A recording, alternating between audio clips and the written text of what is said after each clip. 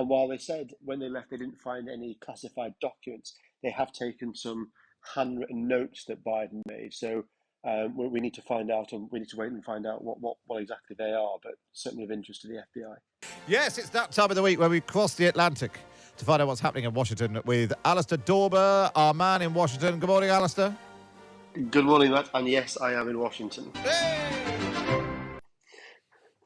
Terrific news. Terrific news. So let's talk about bits of paper turning up. Well, we thought it was exciting when Donald Trump had got loads of bits of paper he shouldn't in his house. But now even more government documents have turned up in a second Delaware home owned by President Biden. What's going on? Well, so Joe Biden, just to put it into context, was very, very critical of Donald Trump last year when the FBI found about 300 secret classified documents at his house in Florida. And since then, we've now got the FBI searching pretty much everywhere Biden's been since he left office as vice president in 2017. He had an office in Washington that he used, and about 12 classified documents have been found there. His house in Wilmington, Delaware, the FBI looked around there and we found another 12 or so documents there that have classified markings on it. And yesterday, the FBI turned up at a second house that Biden owns in Delaware, a beach house, and searched there. And while they said when they left they didn't find any classified documents, they have taken some handwritten notes that Biden made. So we need to find out, and we need to wait and find out what exactly they are, but certainly of interest to the FBI. Does this mean that Joe Biden's in trouble, or politically, or does it mean that it just sort of cancels each other out, and the next election, of all the things we'll be talking about, it won't be documents in people's garages? It probably won't be documents in people's garages that people are talking about. They'll be talking about the economy and whether or not the US should be funding the war in Ukraine and so on and so forth.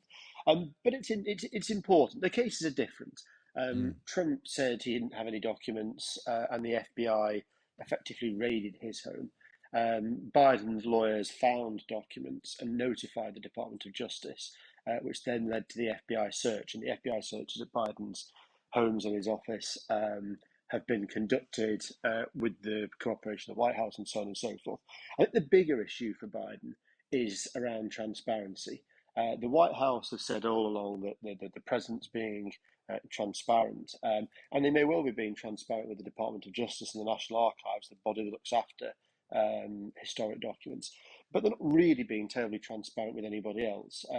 We only found out that Biden had got documents at his office about 6 weeks after they were discovered, and actually after the midterms, when the Democrats did rather well. So we didn't know that beforehand, and that might have affected the result. But come this time next year, and when people are really gearing up for the election, I suspect that classified documents might have been somewhat forgotten about, and we'll be talking about other things. You could well be right. Well, we might be talking about Nikki Haley. We may. So she's thrown her hat in the ring to run for the Republicans in 2024. Who is she, and has she got any chance? She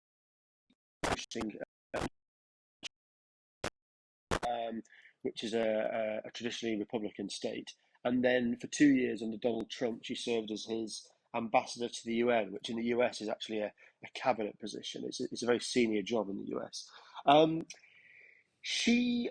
She's not polling terribly well. She gets about 3%. If you take a list of all the Republicans who have suggested that they might run, and Donald Trump has said he is running, she polls about 3%, and she's well behind Trump and Ron DeSantis, who's the governor of Florida.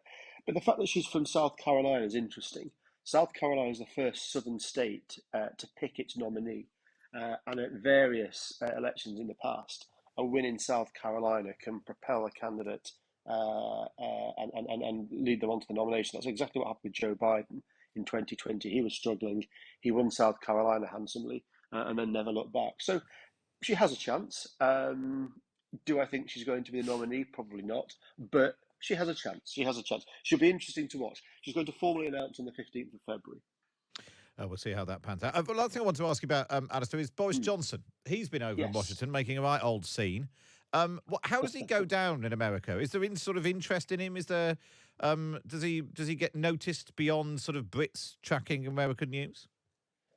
I think so. He's had meetings with some high-ranking Republicans on the Hill. He met Speaker McCarthy, who's essentially the most important person in the House of Representatives, and then with Mitch McConnell, who's the Republican leader in the Senate. He's here essentially to bang the drum for Ukraine and to persuade any doubting Americans who worry about the amount of money they're spending on Ukraine that it's cash well spent. He goes down well here. He was on Fox News the other night. He was on ABC last night. His message is very much around Ukraine, but I think people still have a sort of slight fascination in him, and I think the ex-Prime Minister card probably carries you quite a long way in Washington. Really good to speak to you as ever. Alistair Dawber, thanks very much for joining us live from Washington. And you can read all of Alistair's stuff in the Times and the Sunday Times, of course.